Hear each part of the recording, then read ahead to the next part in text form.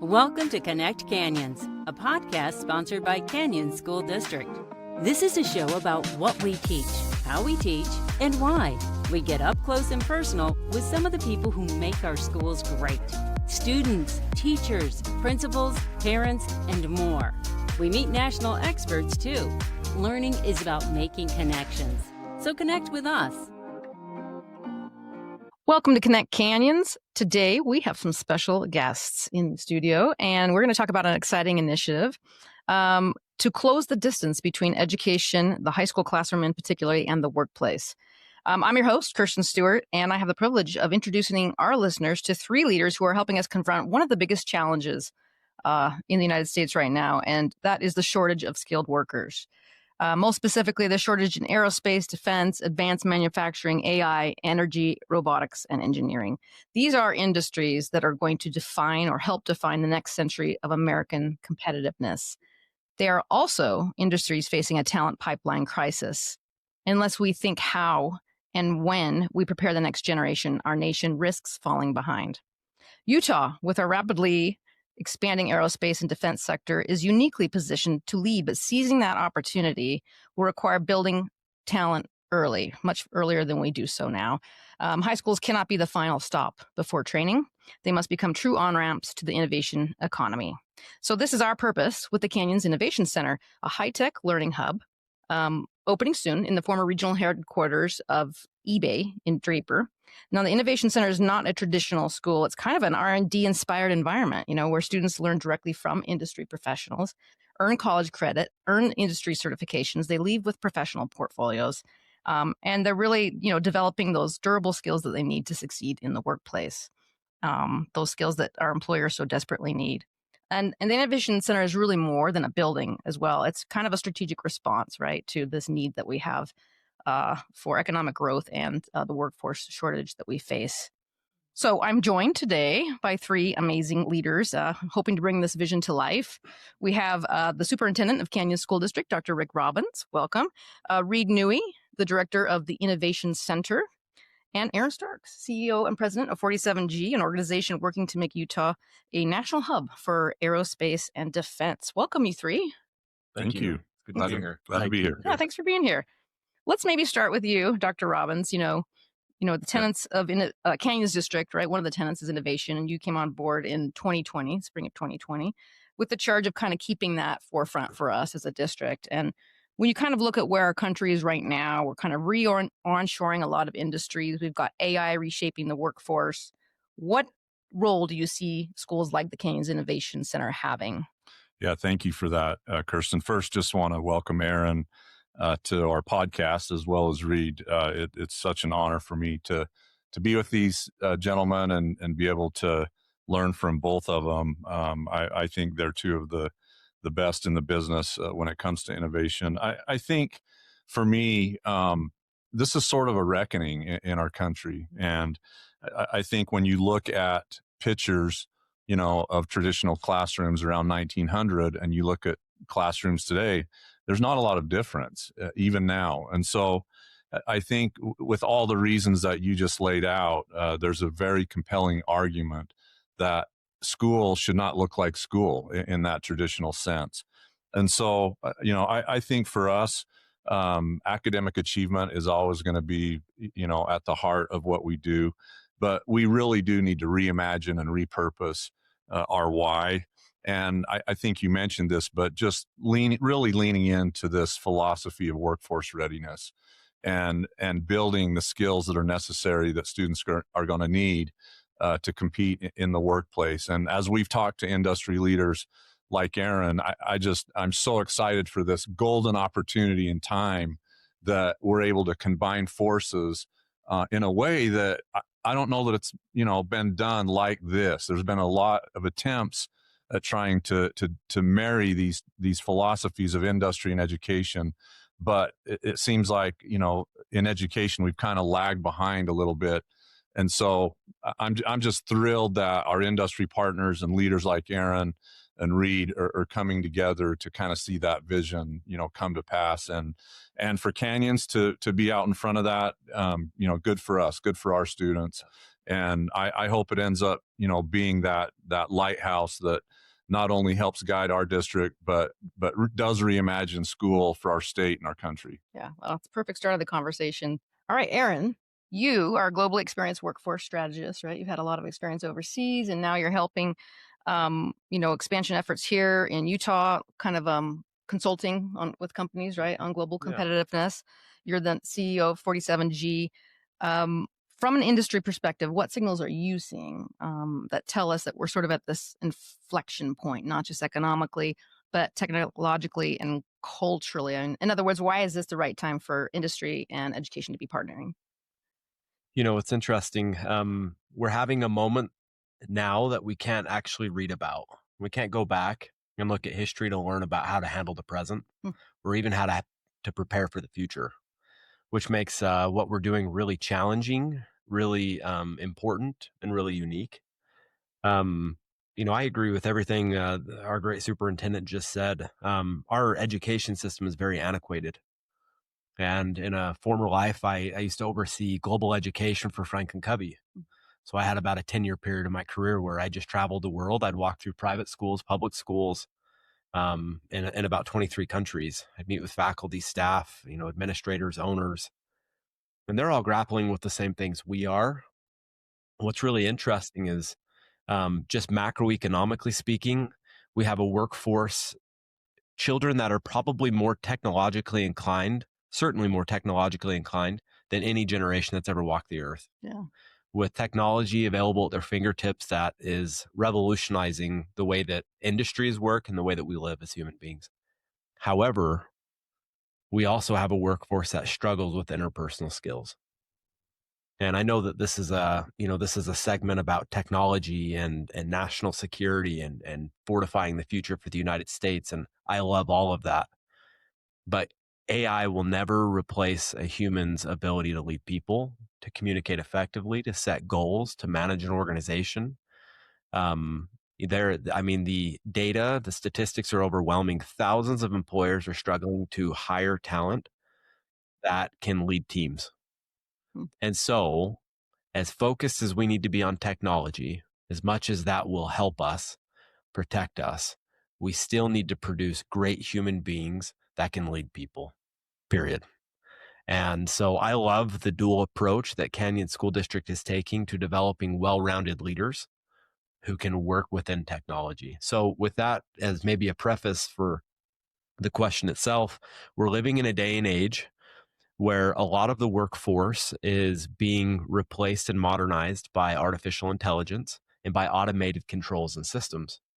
If you think back, and not to be long-winded, but when we came out of World War II, we emerged as a global super economy, right? Mm-hmm. We could bend still and manufacture aircraft and heavy artillery and infrastructure faster and better and with higher quality than any nation around the world.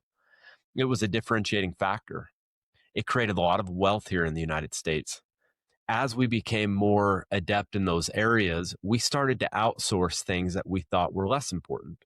Commodities, manufacturing, and we kind of went into a little bit of a lull from about 1960 to, I would say, 2000, where we outsourced all of these capabilities that we deemed less important. And we focused on enterprise software. We focused on software as a service, all of which are very important.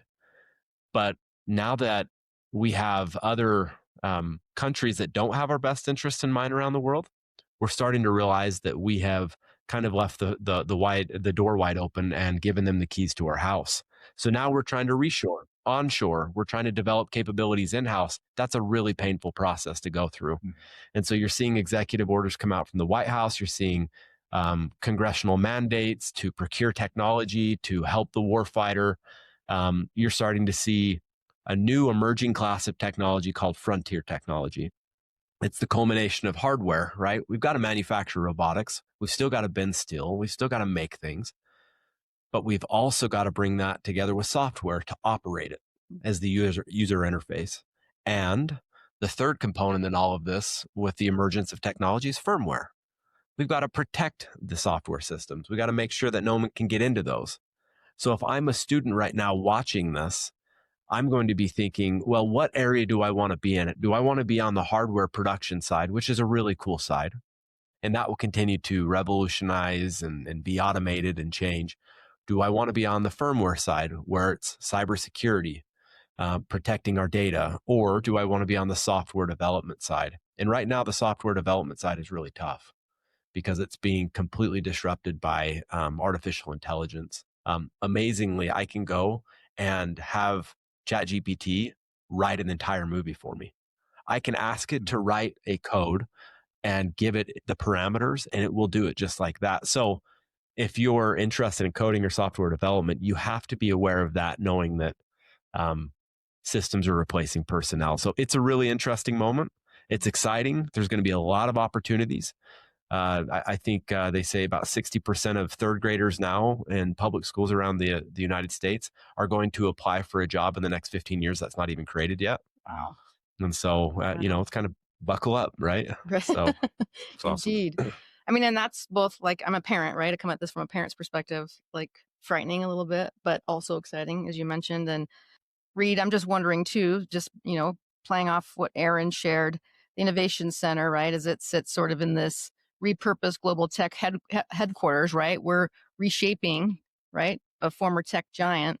And what about that location, or what about this center, even not just from a facility standpoint, but from how we're going to build it out and shape it, is going to prepare students for, the workplaces that they're going to lead, workplaces that don't even exist yet?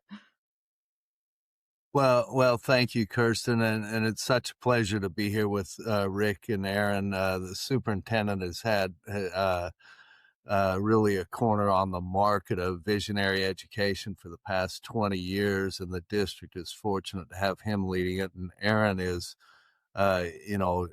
just such a bright, pertinent and timely mind to have leading the aerospace and defense sector, bringing them together, and just has such an abundance mentality that is really conducive to what we're trying to do at the Innovation Center and for our kids. To your question, the location of it is crucial in terms of it's really at a pivotal point physically in the state and in kind of the industrial learning, a futuristic setting for our state. There's such great industry that surrounds the center. There's great learning. You look where it's positioned between Salt Lake Community, the University of Utah, UVU, BYU, and certainly could access Weber State, Utah State. And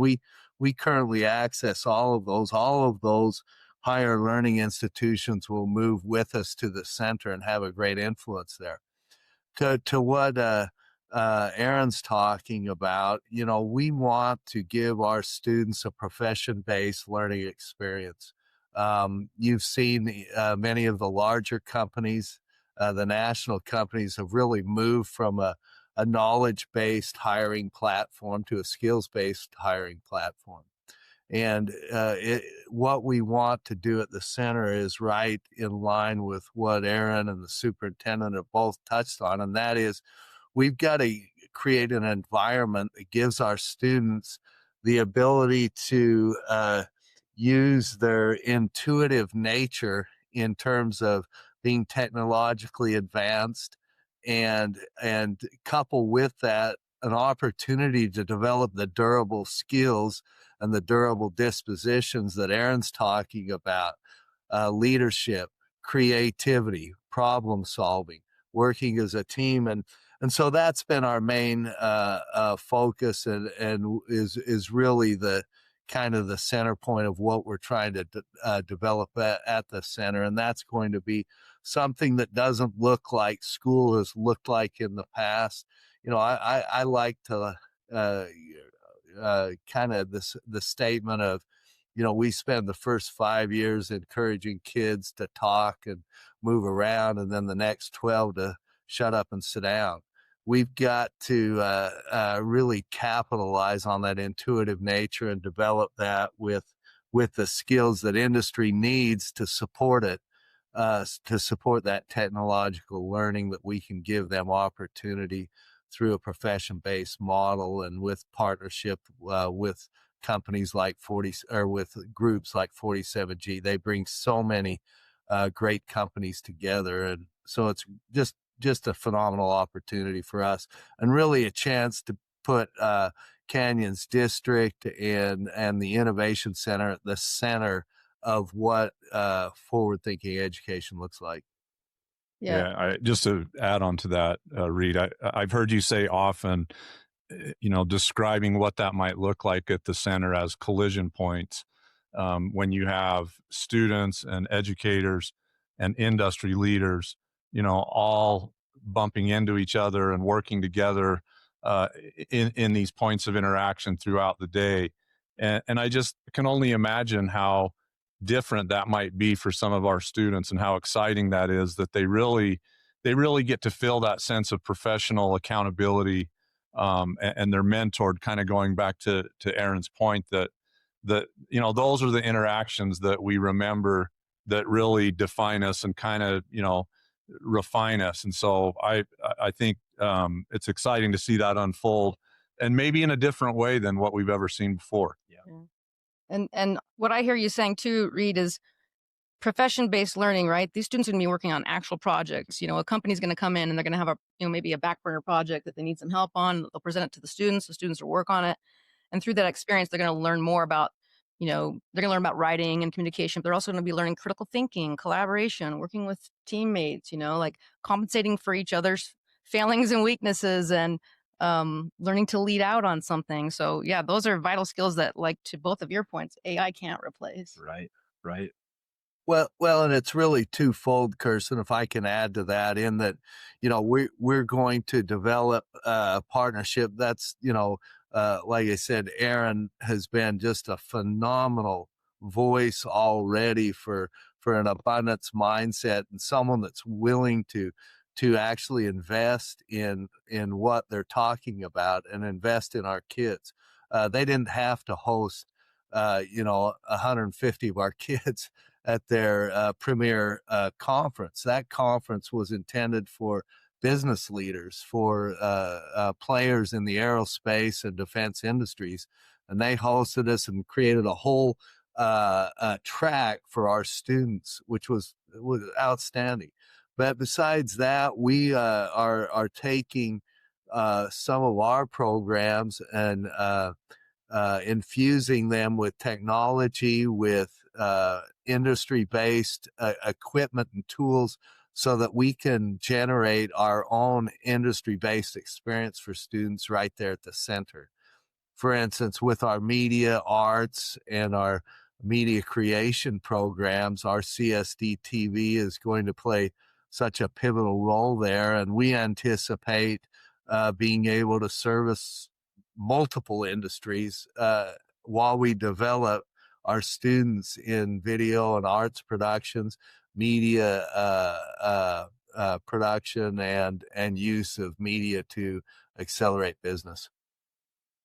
Yeah, I'm curious actually in hearing you all three talk, because it, like you said, industry partners don't have to necessarily partner with education, right? It's a sort of like an extra thing to be asking them to do. When you first toured the Innovation Center, what potential did you see, or, what got you interested in what's reshaping education? Can I push back on something you just said? Sure. I may have a bit of a nuanced view on this. You just said, industry partners don't have to go and do that. Mm-hmm. I actually think they do. Okay. Workforce development has become way overly complex in my mind. And I don't think it's the role of the government to create programs to help with workforce development. I think it's industry's role. When I sit down with an industry leader, a CEO, and they say, well, we just simply don't have enough students, entry-level workers, composite engineers, whatever it is, my question to them is always, well, how many students have you taken out to lunch this past quarter? They kind of look at me and they go, well, look, I went to Duke University. I was really, really lucky they let a boy from Northern Utah into Duke. I always knew when McKinsey, Bain, BCG, or a Fortune 500 company was on campus because they emailed me and they wanted to go out to lunch with me. Wow. Now, That's awesome. the beauty in that process is that I sat down, learned from them about their company. They looked me in the eye. I felt like they had an interest in me. And when I left that lunch, I was connected on LinkedIn to an executive. Now, the probability of me going to work for a company who's done that for me, astronomically higher. Yeah. And so we're kind of in this state where companies are saying, well, they're just not producing enough. Well, go out and compete. Yeah. Go sit down with Reed or the superintendent. Tell them about your needs. That's your job. Hiring employees is your job, right? So I think our role here at 47G is really to bring industry in closer proximity to educators and students. Hence the reason that we bring students to our conference, right? It's the future of the state. It's the future of the workforce. And so, look, if you want to grow any industry, the input is always human capital. So why not start earlier in the process? And so 47G is really trying to make this industry more competitive by doing that, forging relationships with your group, superintendent. And by the way, kudos to you for being an early mover, having big vision, and for creating something unique and different. And our goal is to help you staff it with CEOs and executives from companies who can come spend time with students, because students need to hear from their mouth. Yeah, I couldn't agree more. I really appreciate the kind words.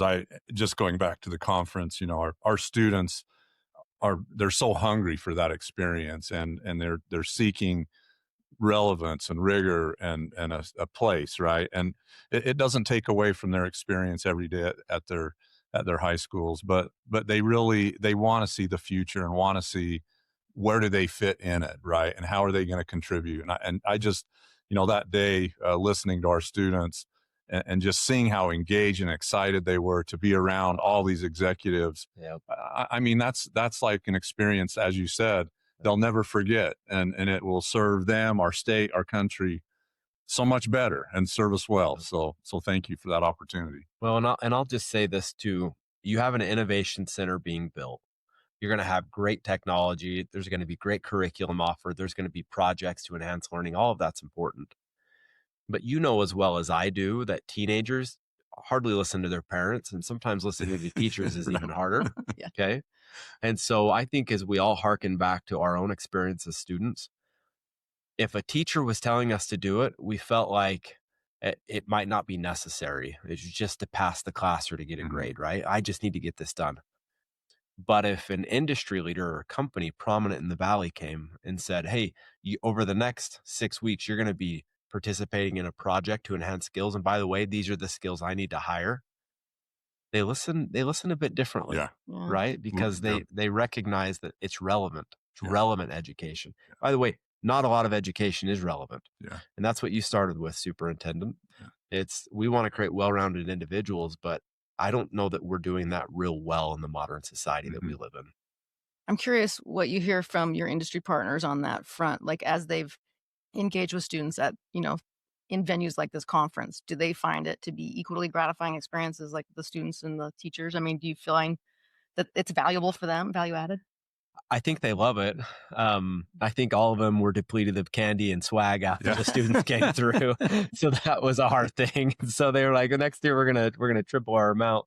But they all see the wisdom in it, right? And industry's learning too how to do things differently. And I mean, look, Utah, #1 economy in the nation, most diverse economy. We have every industry in the world right in our backyard. There's so many things going well for us, but I feel like we have over-rotated a little bit on workforce development. Industry's got to step up, period. So, well, one thing I noticed at the conference was at the very end, we did a group photo, and more and more executives kept coming up. Hey, can I get in this photo? They all wanted a picture for their social media, Cool. So right? Yeah, I think the kids, all the students were kind of eating that up. It was awesome. Yeah, it was fun. Well, thanks for sharing. Yeah. That. Talking about how maybe we've pivoted too far in a direction when it comes to workforce preparedness as a country.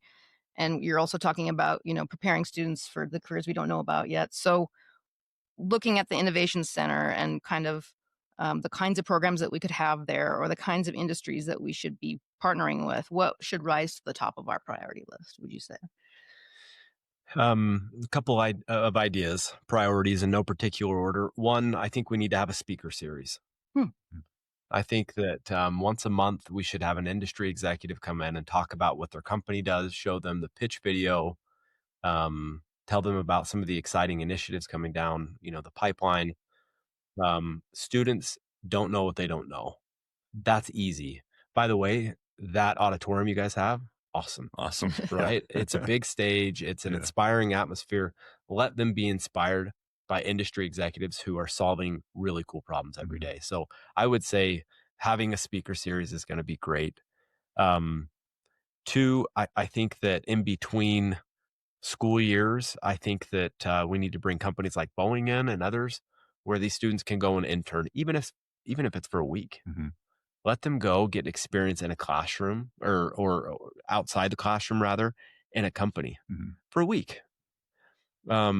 Give them some confidence. One of the biggest challenges that we're facing in education right now is self-efficacy, the belief that we can do hard things. Are not students are not having to accomplish hard things at young ages. Social media and the mental health crisis associated with that represent the hardest things. But let them go out, experience a project, go and get uncomfortable meeting people, and then socializing in a workplace all before they graduate high school.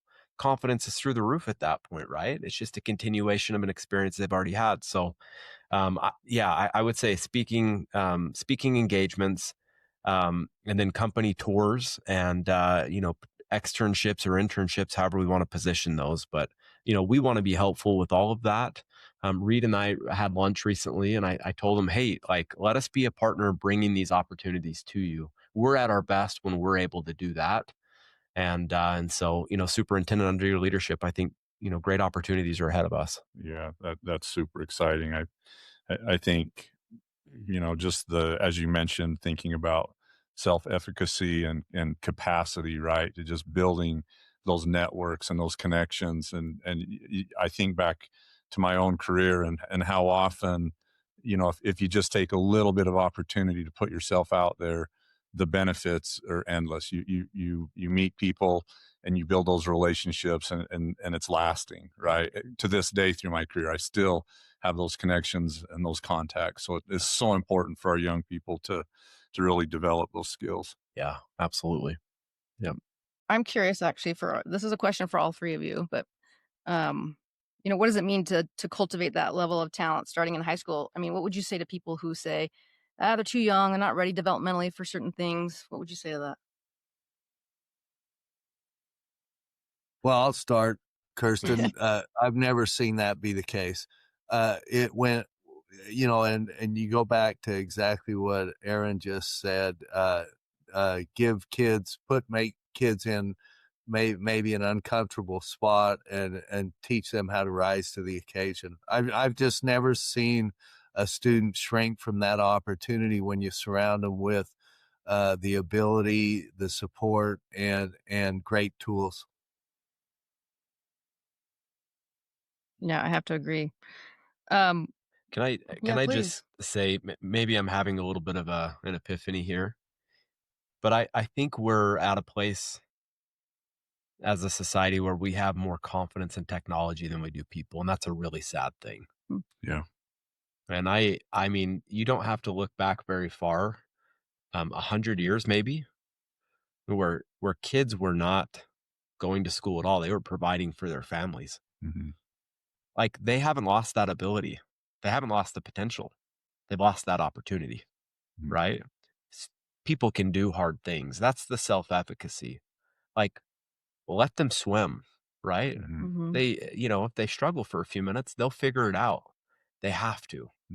And so, but we've become so comfortable taking opportunities and responsibilities and other things away from them and replacing them with technology that now they're forgetting how to network, right? The innate ability to communicate with someone else. I just think we have to get back to the fundamentals and not be afraid of them. So, yeah. Was that harsh? Is that a harsh thing to say? No. Interesting. I think the points are well taken, and I'd take it even a step further. I mean, we basically, in a lot of ways, remove failure.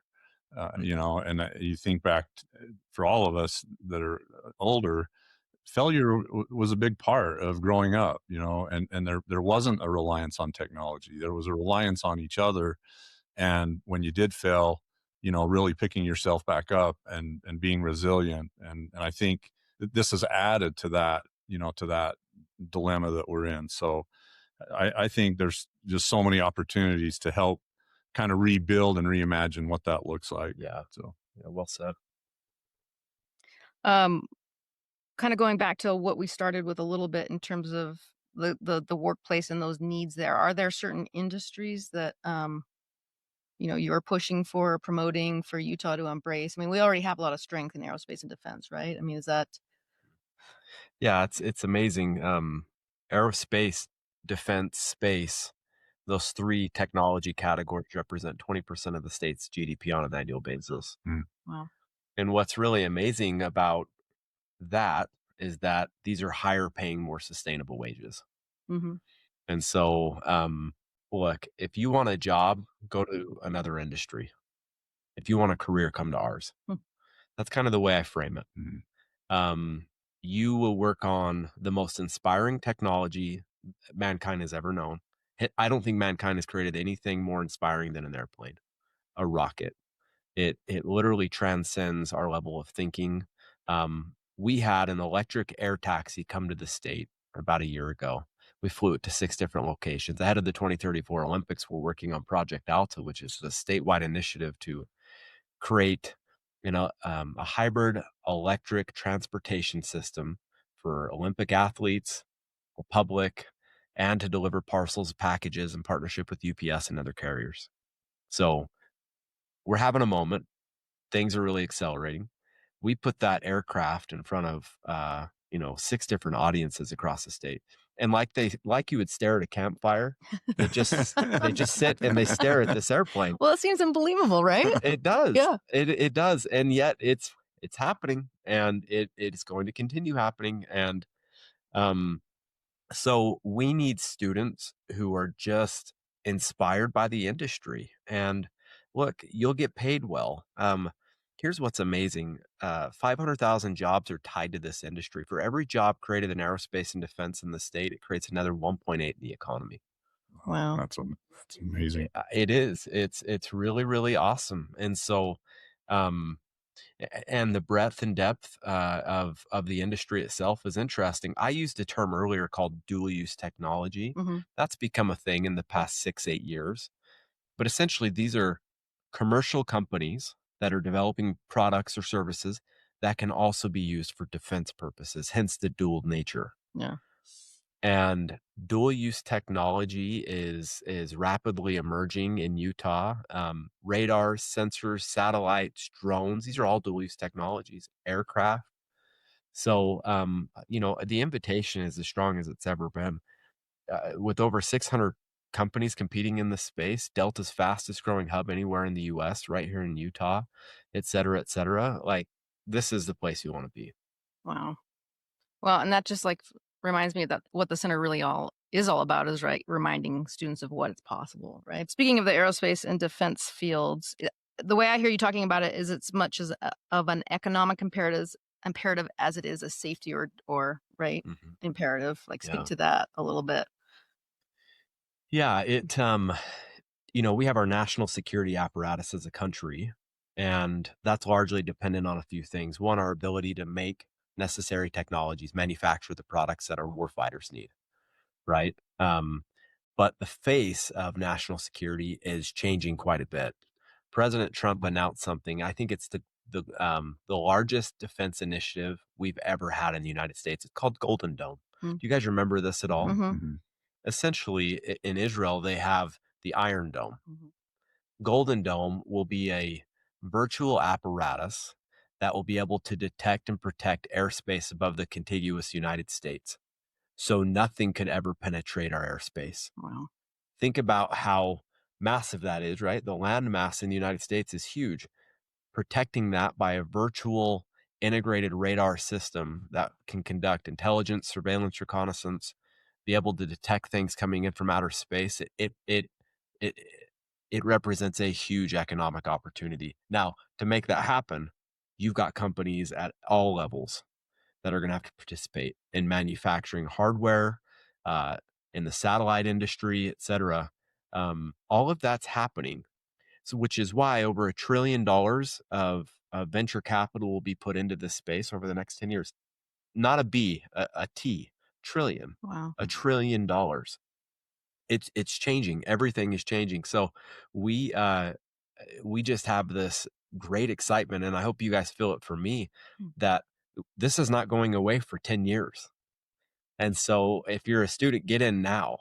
Go build with a company that's going to do great things, right? You'll protect yourself economically by doing that, but also you'll be able to participate in solving some of mankind's greatest challenges. So, and I could go on and on and on. I'll stop myself. No, I think it's That's great. Absolutely. It's inspirational. And at the same time, we're sort of working on preparing students for the needs of today, right? We've got huge needs in the healthcare industry. Yeah. We have huge needs in construction, manufacturing.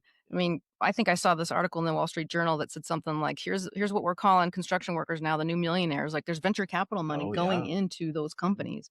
And so talk a little bit about some of those programs too, Reed. I know that we're working on, we've got a whole building that we're creating out there at the Innovation Center that will house some of those programs.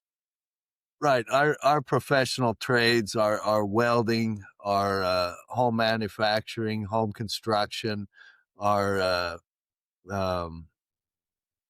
cosmetology, and our heavy diesel mechanics. All of those are crucial to, all of our just like our cybersecurity, our healthcare, all of our other industries we're preparing for, and I think it's crucial that one of the things that is important with everything about the conversations we're having today is, we can't compartmentalize either the durable skills and developing people. We can't do that in a compartment. We can't develop the industry compartment in terms of technology and technology use. We've got to bring all of that together, and that's what we intend to do at the center. We want to take and continue to have a great welding program, but we also want to develop an entrepreneurial spirit in every one of our welders, so that they can transition and be flexible and moldable to any industry that comes along in terms of applying their welding skill. Same with heavy diesel, same with cosmetology, the same with our cybersecurity students. So, and we really one of the advantages of having a center like this is we're going to be able to take an idea that's developed in the business and entrepreneurial group and go get a prototype made by a welder and take it over to our manufacturing shop and add some components there with another team, and then develop a business plan, and then put some media to it and market it from every aspect that all products are marketed today. So, it's just unlimited opportunity. But to the specific question, Kirsten, yes, our trades, we've got great programs right now. We're going to make them even better and have more industry influence and participation with those. And I know a lot of those programs have waiting lists. We're going to better be able to meet that demand. And two, I'm thinking a little bit about where this innovation sits in the ecosystem of education, right? You've got all of these schools that are building foundational knowledge, right? Math, writing, reading, science. And then from there, you've got the Innovation Center kind of being like the sort of pinnacle experience where a lot of like the skills and knowledge that students have built through the years are going to like put that into practice and start doing it a little earlier than maybe we have asked them to do so in the past.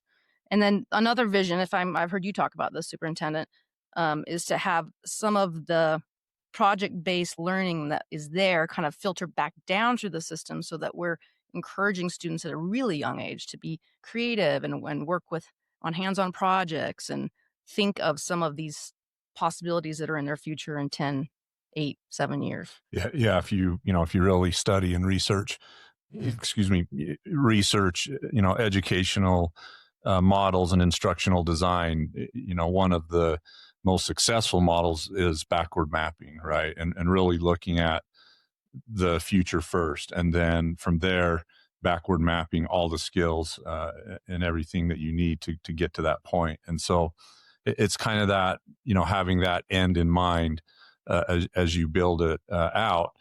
The exciting thing for me is that, there's not very many opportunities where you get to actually design that anchor point or design that lighthouse. Most of the time in most systems, that's already in place. And so it's very, very difficult to move that needle in education that, as we've mentioned, has been, so slow to move. But in this situation, we have the opportunity to do just that. And so, I think our vision for it is, as this unrolls, many of the dispositions, the practices, the norms of what happens in the innovation center will, backward map and unfold in our high schools and in our middle schools and all the way down to our elementaries, where we see these opportunities for kids to start as early as kindergarten. Yeah. So, and we heard that from some of our industry advisory partners, right, Reed, that they were encouraging us to get kids even at the youngest of ages to sort of start. Well, yeah. And one of the things that is unique about the center is we're going to have a partnership with the STEM Action Center on the campus. So that's going to be a real nice opportunity for us. You think of a 47G's presence being able to start at such a young age, of having that association and an opportunity to be exposed to industry at that kind of level through work with the STEM Action Center. Yeah. Okay, well, I know we've been here for a while. I really appreciate you all taking some time today. I want to just maybe conclude with a couple of questions. And one is, what kind of impact could this kind of education have nationwide if we get it right? Do we think? Feel free to, anyone can chime in. For me, it's a game changer. I think it really, it sets the stage to reimagine, what education, especially public education, can be. Mm-hmm. And I see it as really lifting and floating all boats, right? I think we've already heard from lots of other districts around the country that have wanted to come and visit to really get their minds around this idea that, hey, this is something different. We're just in that space of time where we have this amazing opportunity to reshape what education looks like and what it does for our students and what opportunities that it can provide. So I think it'll serve as a lighthouse to the rest of the country, and there are models out there. We visited different innovation centers from all the way from the East Coast to Texas to the West Coast. So that there is momentum, right? There are people out there that get this vision that want to be part of something special. Yeah, it's exciting. I think it has the potential to become something revolutionary for the U.S. I would add one suggestion to the model, though. We're going to teach students how to build things. We're going to give them access to industry. We're going to give them greater exposure. But I think the outcome, or one way we're going to measure success, is how many students take ideas that they've learned or skills that they've learned and go and create their own companies. Yeah, it's awesome. Mm-hmm. And that's a longer term metric to measure success.